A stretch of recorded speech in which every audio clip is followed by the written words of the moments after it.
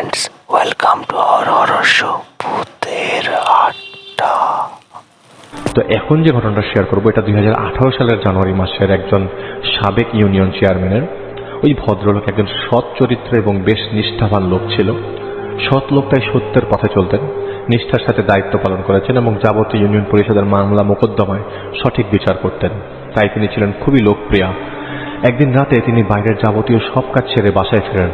বাসায় ফেরার পর তিনি অনুভব করতে লাগলেন যে তার শরীরটা কেমন গরম হয়ে গেছে, শরীর থেকে কেমন একটা গরম ভাব বেরোচ্ছে। তার অস্থির লাগছিল, কপালে বিন্দু বিন্দু ঘাম। গ্রামের শীতের রাতে হাড় কাঁপানো ঠান্ডার অবস্থা হয়, তার মাঝে তার এমন লাগছিল। তিনি হাত পা ধুলেন। খাবার খাওয়ার পর তিনি পেটে ব্যথা অনুভব করতে লাগলেন। একটা সময় তিনি দেখলেন তার বেশ ব্যথা অনুভব করছেন। একটা সময় বমি শুরু হয়ে যায় এবং তিনি মাটিতে পড়ে যান। সেই রাতে অনেক সেবা করার পর তার যন্ত্রণা কমে যায় এবং ভোর নাগাদ তিনি একটু ঘুমান। ঘুমে থাকা অবস্থায় তার শরীর প্রচণ্ডভাবে দুলুনি দিয়ে ওঠে এবং তিনি বিছানা থেকে পড়ে যান। তার স্ত্রী তাকে বিছানায় তোলেন, জিজ্ঞেস করেন, কি হয়েছে আপনার, এভাবে পড়ে গেলেন, ব্যথা পান নাই তো?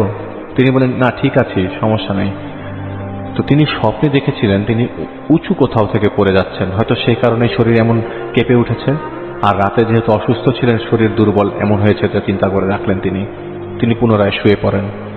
এবার তিনি স্বপ্নে দেখতে পারেন একজন সবুজ আলখেল্লা পরা ব্যক্তিকে, যিনি তাকে বলছেন রক্ত মূল্য পরিশোধ করতে হবে।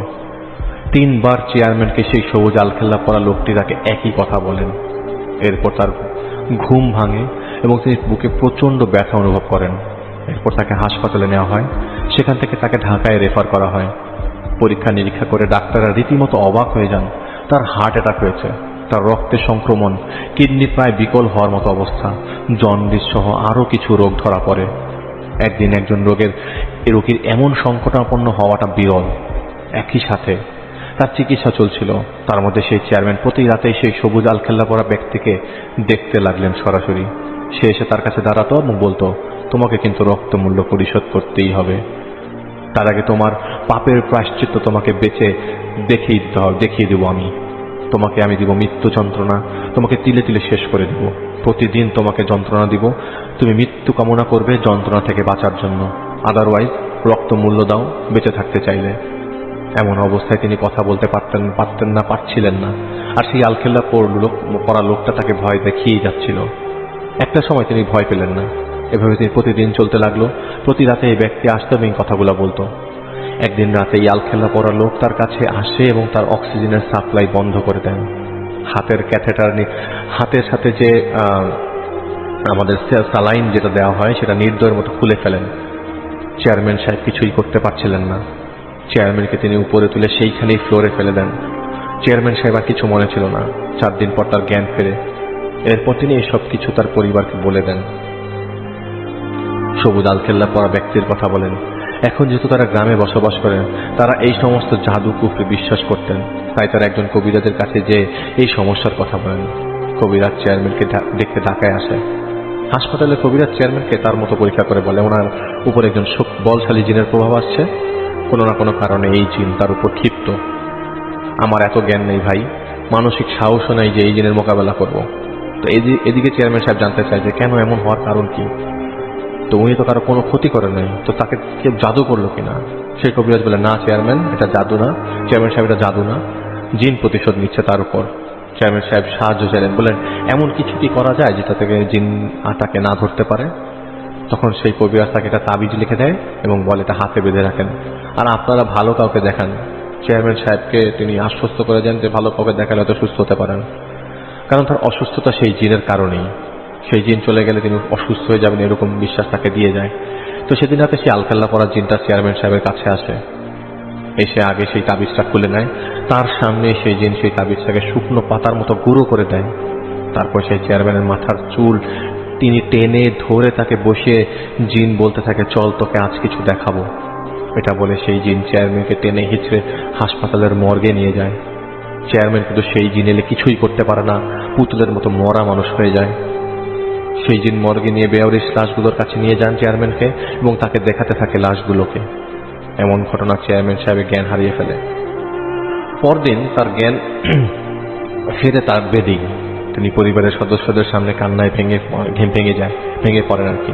তাকে সেই দুঃস্মৃতির কথা বলেন এবং বলেন সেই চাপে তার মানে অন্য হাসপাতালে ভর্তি হওয়া দরকার। কিন্তু সেখানে ভর্তি হওয়ার পরে আবারও সেই জিন আসে এবং তাকে বলে, তুই কোথায় যাবি?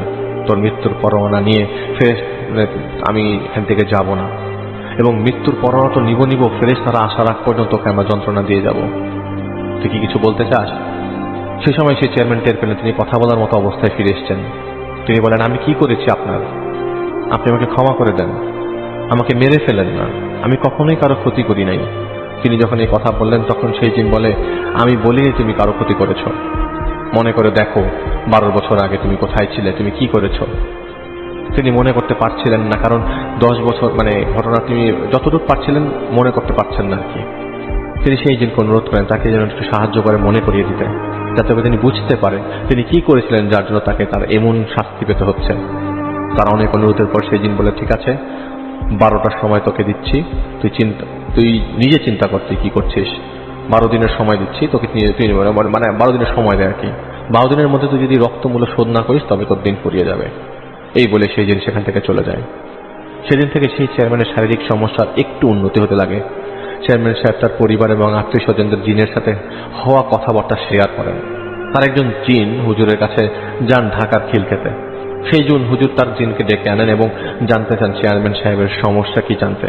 কিন্তু সেই জিন হুজুরের জিন অপারগতা জানায়।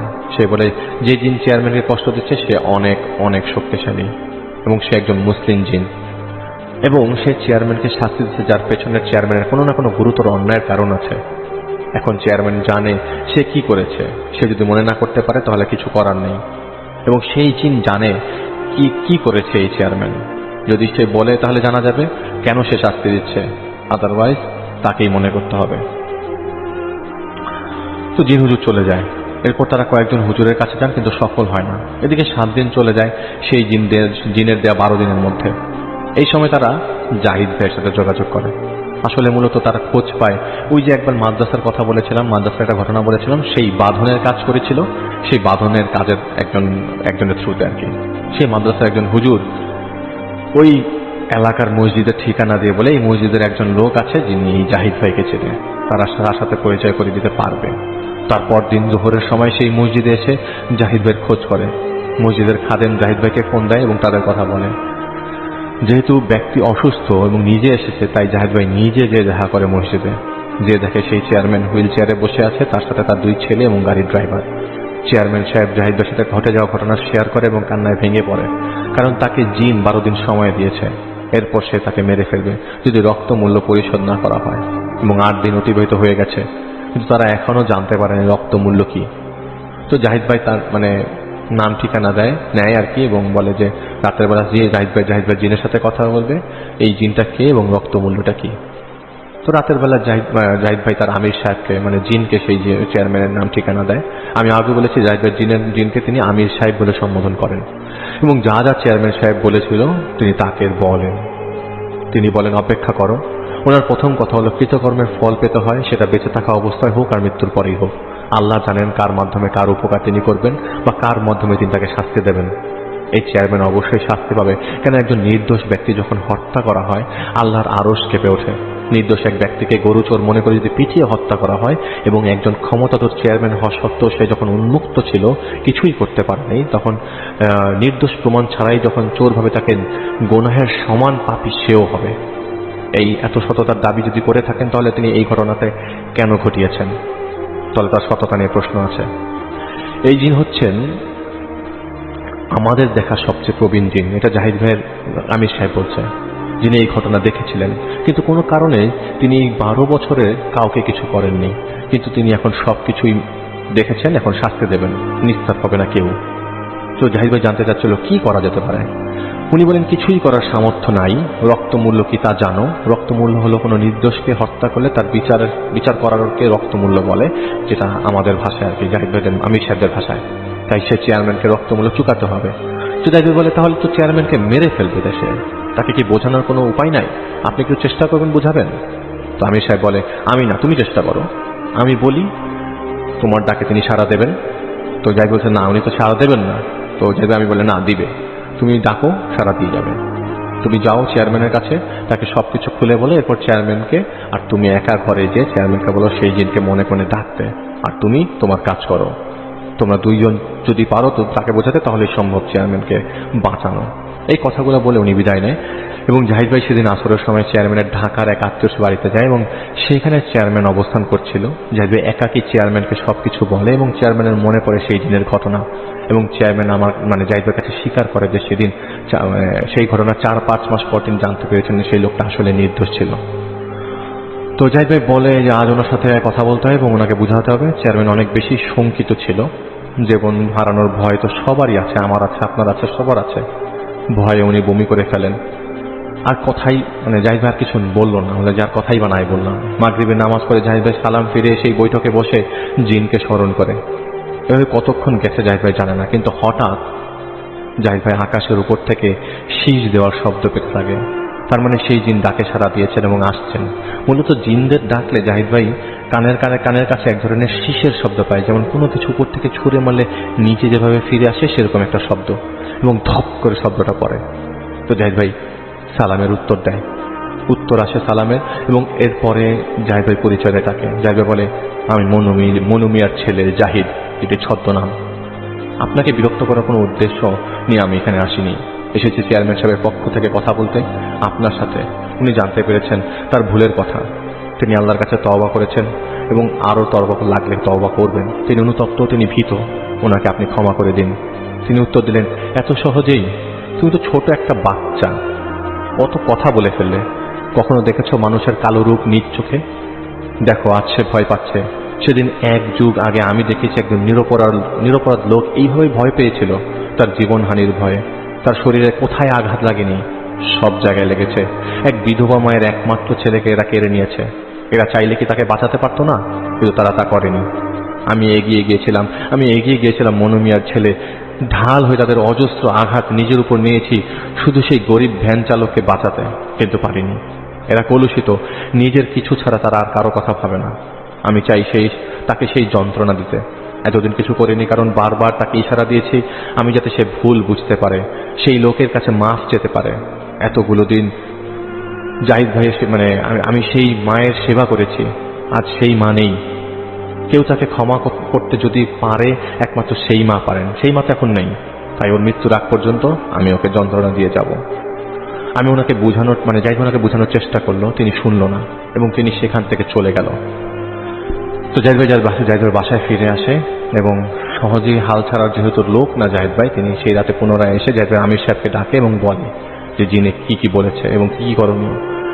জাহিদ ভাই আমির সাহেবকে বলে, যেহেতু তোমার ডাকে তিনি সাড়া দিয়েছেন, তুমি তাকে আবার ডাকো, তাহাজ্জুদ পরে তুমি ডাকো, আমিও থাকবো।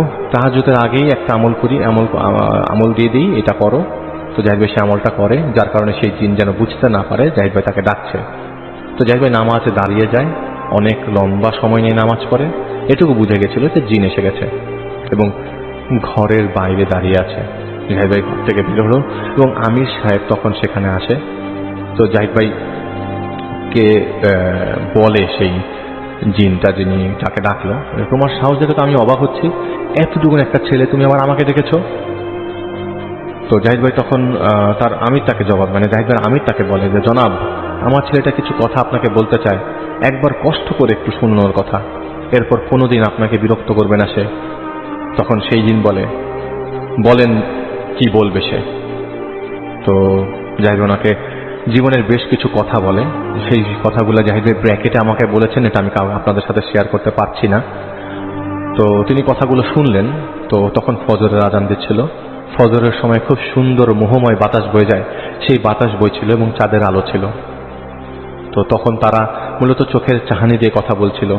কিছু সময় জাহিদ ভাই চুপ ছিল এবং তিনিও চুপ ছিল। হঠাৎ তিনি আমাকে বলেন, ভালো থেকো, চেয়ারম্যানকে ছেড়ে দিলাম, তোমার কথায় নয়, হয়তো একদিন বুঝবে তুমি কেন আমি চলে যাচ্ছি। ইয়া মুগিস আগিসানি বলে সেই জিন চলে যায়। পরে সে আর চেয়ারম্যানের কাছে আসেনি, আর কোনো ক্ষতি করেনি। যেহেতু চেয়ারম্যানকে সে আগেই অনেকবার আঘাত করেছিল, সেই তো এই ঘটনার 6 মাস পর চেয়ারম্যান মারা যান। তো জাহিদ ভাই বলেছিল আসলে ফজরের সময় বয়ে চলা বাতাস সেই জিনকে অনুভব করাতে চেয়েছিল সেটা, এবং জাহিদ ভাই নিজে সেই ব্যক্তির জীবনে দেখে সেই বাতাস শরীর লাগলে অশান্তি দূর হয়ে যায়, সেই যিনি অনেক কিছু দেখেছে, 12-13 বছরের রাগ পুষিয়ে রেখেছিল। তার সাথে জাহিদ ভাই পারতো না, জাহিদ ভাই জিনও পারতো না, এটা আমি আপনাদেরকে আগেও বলেছি। তো জাহিদ ভাই চেষ্টা করতে দেখেছিল যে কি করা যায়। আসলে এই ভয় মানে এটা কি ধরনের ঘটনা আমি বলতে চাই না, তবে জাহিদ ভাই বলেছেন যে ঘটনাটা ওনার কাছে ভালো লেগেছে, তাই ঘটনাটা উনি চাক্ষুষ দেখেছেন, ওনার নিজেরও মানে নিজের ঘটনা তাই শেয়ার করেছেন, এবং তিনি আশ্বস্ত করেছেন তিনি আমাদেরকে আরো অনেক ঘটনা শেয়ার করবেন।